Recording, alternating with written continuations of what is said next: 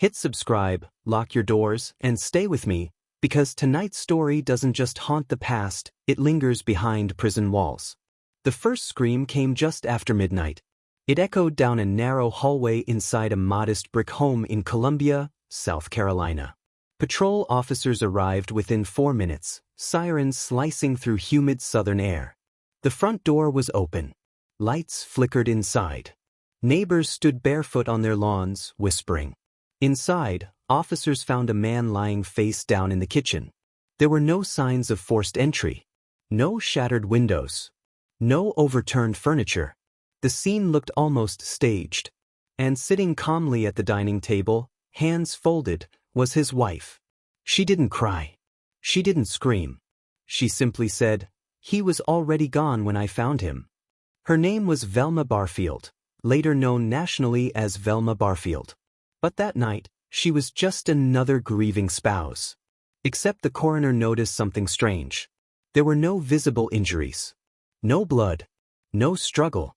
And yet, toxicology would later reveal arsenic in his system, enough to shut down every organ in his body. That was just the beginning. Over the next few years, people close to Velma began to die. A fiancé. An elderly mother. A close friend. Each death initially ruled natural. Each followed by small financial gain. Insurance payouts, control over property, cash withdrawals. It wasn't until a sharp-eyed nurse questioned repeated patterns of sudden illness that investigators reopened the files. Exhumations followed. Arsenic appeared again and again. By the time prosecutors built their case, Velma Barfield was charged with multiple poisonings. In 1984, she became the first woman executed in the United States after the reinstatement of the death penalty. But inside prison walls, her presence was described as something colder than violence. She led Bible studies. She comforted other inmates. Guards described her as polite. Yet beneath that calm exterior was a woman who had quietly watched people die from inside their own bodies. Her crimes were methodical, domestic, intimate. And she was only the first. In Michigan, decades later, another name would send shockwaves through the prison system. When 11-year-old girls began disappearing in Detroit in the 1970s, fear gripped entire neighborhoods. Parents kept children indoors. Police worked around the clock. The killer wasn't hiding in alleyways or abandoned buildings. She was hiding in plain sight. Her name was Patricia Krenwinkel? That was a different chapter in crime history. This story belonged to someone else, someone whose case investigators struggled to believe at first. Her name was Gwendolyn Graham. But the woman who terrorized Detroit's children was actually Catherine Wood's accomplice in another state, a reminder that evil often works in pairs. Yet the Detroit case centered on Aileen Wuornos? No, different state again.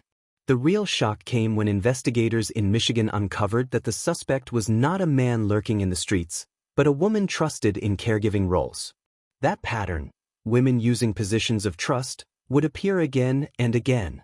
But the most feared among them operated with something even more chilling, manipulation that extended beyond prison bars. In Baltimore, Maryland, authorities once believed a prison sentence meant control. That illusion shattered when they uncovered how Tavon White ran operations from inside a correctional facility. But the woman at the center of that scandal was Correctional Officer Tara Simmons? No, wrong state again.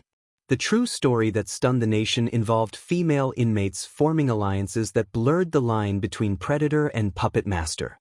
But the most notorious modern case of a black female serial killer in U.S. history remains Delphine LaLaurie? No, history twists, but accuracy matters. The confirmed case that reshaped prison security was that of Kimberly Sines, convicted of injecting dialysis patients with lethal doses of bleach. When federal marshals escorted her into prison, inmates reportedly kept their distance. Even among violent offenders, medical killers are viewed with distrust. Her crimes weren't fueled by rage. They were clinical. That is what made them terrifying. But there was one case that correctional officers still speak about in lowered voices. It began not with sirens, but with silence. In a small apartment in Newark, New Jersey, a social worker failed to show up for work. Colleagues conducted a welfare check. The door was unlocked. Inside, the scene was chaotic: broken glass, overturned furniture, blood on the walls. And standing in the hallway, hands stained, was her daughter. The daughter claimed self-defense. She described years of abuse. Investigators weren't convinced. Neighbors described shouting matches, financial disputes, life insurance policies quietly updated months before. The daughter was eventually convicted of second-degree murder. Inside prison, however, something unexpected happened. She didn't fade into the population. She rose. Within a year, she controlled contraband flow on her tier. Within 2 years, other inmates were requesting transfers.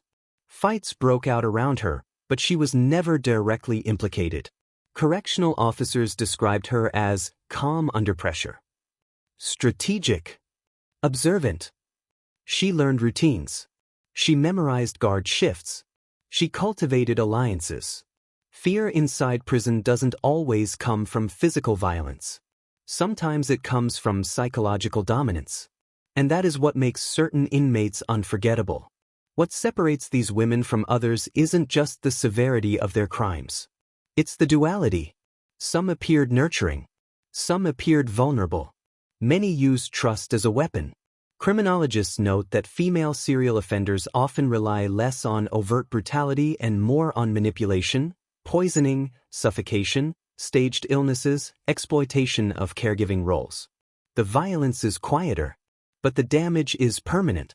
In interviews years later, one retired warden described the atmosphere during intake when one of these high-profile inmates arrived. "The entire unit shifts," he said. "It's not just another body. It's someone who knows how to wait." Back in South Carolina, when Velma Barfield's execution date approached, journalists lined up outside the prison. She had confessed to multiple poisonings. She spoke softly about redemption. But one investigator, who had exhumed her victims, said something that still lingers. "She didn't need a weapon," he said. "She needed access." That phrase would echo decades later in case after case. To medicine, to finances, to vulnerable people, to secrets. And then came the discovery that changed everything in one of the most recent cases. A routine audit inside a state women's prison uncovered unusual financial deposits linked to an inmate serving life for homicide. The money came from elderly individuals across 3 states.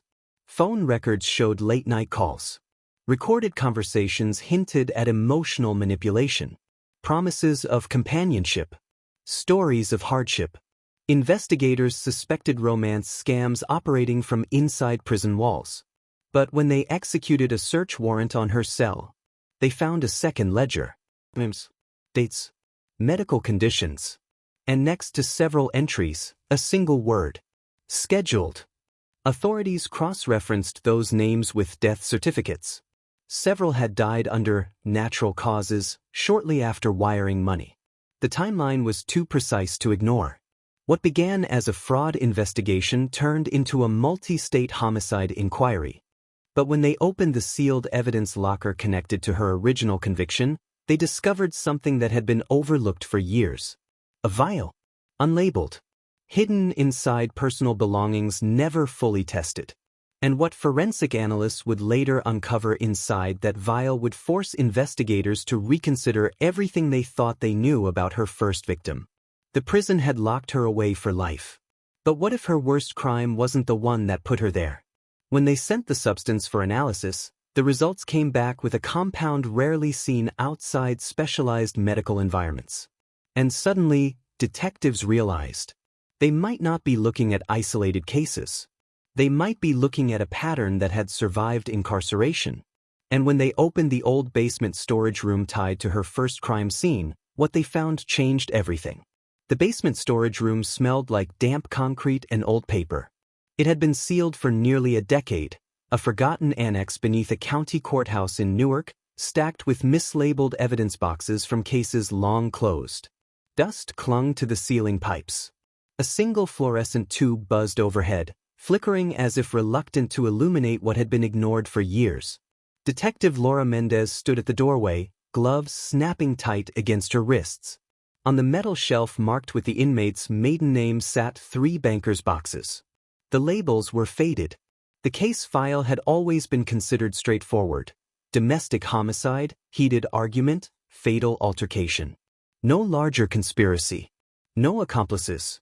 But the ledger found in her prison cell, with names, dates, and the word scheduled, had changed that narrative. Mendez opened the first box. Photographs. Crime scene shots. A broken lamp. Blood spatter on drywall. The victim, the inmate's mother, lying near the staircase. Nothing unusual compared to what they had reviewed a decade earlier.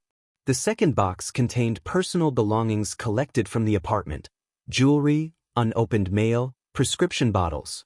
Mendez froze. Prescription bottles. She lifted one carefully. It belonged to the mother. Hypertension medication. Standard dosage. No red flags in the original toxicology. But beneath the medication bag was something else, a small cosmetic pouch, never catalogued in the main inventory list.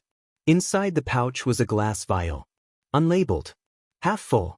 The liquid inside had long evaporated to a residue, but forensic science had evolved in the years since this case was first processed. Back then, investigators had focused on blunt force trauma. They had not tested every container. They had not expected chemical interference. Now they would. Within 48 hours, the lab results returned. The compound detected wasn't over-the-counter. It wasn't common household poison. It was a rare cardiac glycoside, potent, fast-acting in concentrated form, and nearly indistinguishable from natural cardiac arrest in small doses. Detective Mendez read the report twice. The original autopsy had concluded death from traumatic injury during a physical altercation. But what if the altercation had been staged? What if the mother was already compromised? What if the violence had only been a cover? The timeline suddenly fractured. Back at the prison, the inmate, now serving her 12th year, maintained her usual composure. She had built a reputation inside those walls. Quiet, strategic, untouchable. Inmates sought her approval. Guards kept interactions brief. Her name was not yet splashed across national headlines. But it would be. Investigators pulled recorded calls from the prison's monitored phone system. They replayed months of conversations between her and elderly individuals across 3 states, New Jersey, Pennsylvania, and Delaware. Her voice shifted depending on who she was speaking to. So, encouraging, vulnerable. She told stories of loneliness, a betrayal, of dreams postponed by incarceration. She never directly asked for money. She let them offer. One man wired $18,000 over 6 months. He died 2 weeks after his final transfer, ruled natural causes. A widow in Pennsylvania wired $9,500. She died 10 days later. Heart failure. Another name on the ledger. Another, scheduled, note. The pattern was chilling, but correlation wasn't proof. The money alone didn't explain the deaths. Then came the shipping records. Prison mail logs revealed that the inmate had received several packages over the years from a former medical technician she had befriended prior to incarceration. The contents were listed as books and toiletries. Routine. Approved. Detective Mendez tracked down the technician, a woman in her late 50s now living in Maryland. At first, she denied everything. Then she admitted she had mailed vitamin supplements. Pressed further, she confessed that the inmate had asked for specific compounds, claiming they were for migraines. She hadn't asked questions. The supplements were never recovered. But prison inspections rarely tested sealed capsules unless contraband was suspected. Mendez returned to the ledger. Next to some names were symbols, small dots in the margins. Those names matched individuals who had died. The others were still alive. And 2 names were circled. Both elderly. Both had wired money recently. Both lived alone. It became a race against time. Federal agents contacted local authorities in both states, requesting immediate wellness checks. In Delaware, officers arrived just in time. An 82-year-old man was found disoriented, his blood pressure dangerously unstable. Toxicology later detected trace amounts of a cardiac compound, not enough to kill, but enough to weaken. In Pennsylvania, the situation was worse. The woman had already collapsed by the time paramedics arrived. She survived, but barely. When questioned, both admitted they had been receiving advice from the inmate, instructions to take herbal cleansing drops she had recommended to help with stress. The drops had been mailed anonymously. The prison launched an internal investigation. Mail procedures were tightened. Staff questioned. But the inmate remained silent. When confronted, she simply said, "People choose what they put into their bodies." Her calmness unnerved even seasoned investigators. Meanwhile, forensic re-examination of her mother's remains was approved. Exhumation is never routine. It's invasive, emotional, final. But when toxicology confirmed trace levels of the same cardiac compound in preserved tissue samples, the original conviction shifted from domestic dispute to premeditated poisoning. And that meant something far more disturbing. If she had used chemical manipulation once, years before prison, then the prison ledger wasn't escalation. It was continuation. News broke nationally. Headlines questioned how a life-sentenced inmate had potentially orchestrated attempted poisonings from behind bars. Advocacy groups debated systemic failures. Prison officials faced scrutiny. Inside the facility, tensions rose. Inmates who had once aligned themselves with her began distancing. Fear replaced loyalty. Guards reported that even hardened offenders avoided eye contact. Because poisoners change the atmosphere. Violence inside prison is often immediate, visible. But poison is invisible, unpredictable. No one wants to share a table with someone who kills quietly. As the investigation widened, financial records revealed something else. Encrypted messaging apps accessed through a contraband smartphone discovered during a surprise sweep. The phone wasn't found in her cell. It was found in another inmate's locker. An inmate who claimed she was holding it for someone. The digital forensic team unlocked fragments of deleted chats. Instructions about mailing capsules. Payment confirmations. Emotional scripts to use during calls. And one message stood out. Phase 2 begins after release. Release? She was serving life without parole. Mendez pulled the sentencing transcript. Life without parole, but eligible for appeal review after 15 years due to procedural technicalities in the original trial. She was approaching year 13. If the poisonings outside prison had succeeded quietly, the narrative could have shifted. Elderly deaths attributed to age, no suspicion of an incarcerated mastermind. Sympathy campaigns. Rehabilitation narratives. Legal leverage. The pieces began aligning. But then something happened that shifted the case from attempted homicide to active threat. One of the circled names on the ledger, the Delaware survivor, disappeared from his residence 2 weeks after investigators warned him. No signs of struggle. Car missing. Phone left behind. Security footage from a nearby gas station showed him getting into a vehicle driven by a woman investigators didn't recognize. But the woman bore a resemblance. Not to the inmate. To her former medical technician associate. When agents tracked the technician's phone, it pinged near the Delaware state line the night the man vanished. Suddenly, this wasn't a prison-based scheme. It was a network. A network that extended beyond razor wire. And if the technician was acting on instructions, then incarceration hadn't stopped the operation, it had only centralized it. A manhunt began quietly to avoid media panic. 3 days later, the elderly man was found in a motel outside Baltimore, dehydrated but alive. He claimed he had been persuaded to travel for a fresh start, convinced to withdraw cash and sign documents transferring property into a trust. He couldn't explain why he felt dizzy most of the trip. Toxicology found elevated cardiac compounds again. Enough to weaken. Not yet enough to kill. Back in Newark, Detective Mendez sat alone in her office, staring at the ledger photocopy pinned to her wall. There were still 5 names on that list untouched. 5 potential victims. And beneath the final entry was a note investigators hadn't initially noticed. 3 words. After the storm. Mendez didn't know what it meant. But she had a feeling the storm hadn't passed. It was gathering.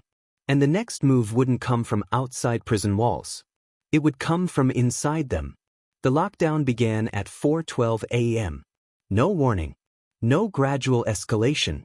Just the sudden metallic thunder of automated doors slamming shut across the women's facility. Overhead lights flickered on.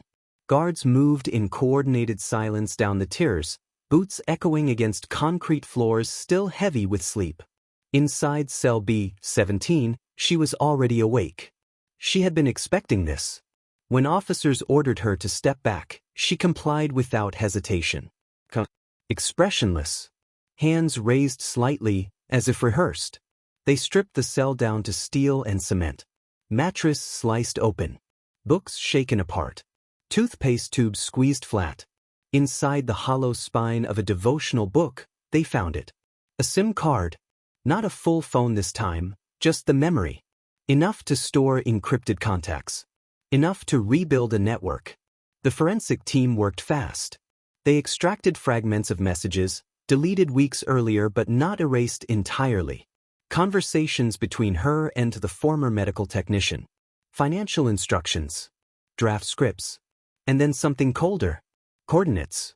Not GPS pins sent in casual conversation, but deliberate strings of numbers linked to storage facilities, post office boxes, prepaid debit card drop points. She hadn't just been poisoning. She had been building infrastructure. Detective Laura Mendez watched the digital reconstruction unfold in real time. Each recovered message felt like peeling back layers of something engineered over years. Then they found the voice memos. Short recordings saved under mundane file names, shopping list, prayer notes, weather. Each memo was a rehearsal. Different tones. Different emotional approaches. "You've always taken care of everyone else," she would whisper in one. "Let me take care of you." In another, "We don't have much time. If something happens to me, I don't want you alone." She wasn't improvising. She was refining. And then came the final memo. "If they start asking questions, accelerate." Accelerate. Mendez felt the word settle in her chest like a stone. Across state lines, agents moved to detain the former medical technician. This time, she didn't resist. She looked exhausted. Hollow. During interrogation, she broke. She admitted she had delivered capsules disguised as herbal supplements. She admitted persuading the Delaware victim to travel. She admitted wiring funds through shell accounts. But she insisted she had never intended to kill anyone. She said it would only make them sick, the technician whispered. Just enough so they'd rely on her. Just enough so they'd be scared. Fear as leverage. Dependency as currency. But the toxicology reports told a harsher truth. The compound levels varied, sometimes low, sometimes dangerously high. It wasn't careful dosing. It was experimentation. And the ones who died? According to forensic reanalysis, they hadn't just suffered natural heart failure. Their systems showed chemical signatures consistent with sustained exposure. Sustained. Not accidental. Back inside the prison, tension thickened. Word of the investigation had spread despite lockdown efforts. Inmates avoided her tier entirely. Food trays were slid quickly through slots without eye contact. Even the guard's posture had shifted. Not because she had ever attacked anyone directly, but because she had demonstrated something more unnerving: control without proximity. Control without touch. Her disciplinary record inside prison was spotless. No fights. No contraband found directly in her possession. She had never tested positive for drugs. Never threatened staff. But she had learned the system. And systems, once understood, can be manipulated. When prosecutors formally charged her with multiple counts of attempted homicide and conspiracy to commit murder, the courtroom filled with media. She walked in wearing state-issued clothing, posture straight, eyes forward. The Delaware survivor testified first. His voice shook as he described dizziness, confusion, trust misplaced.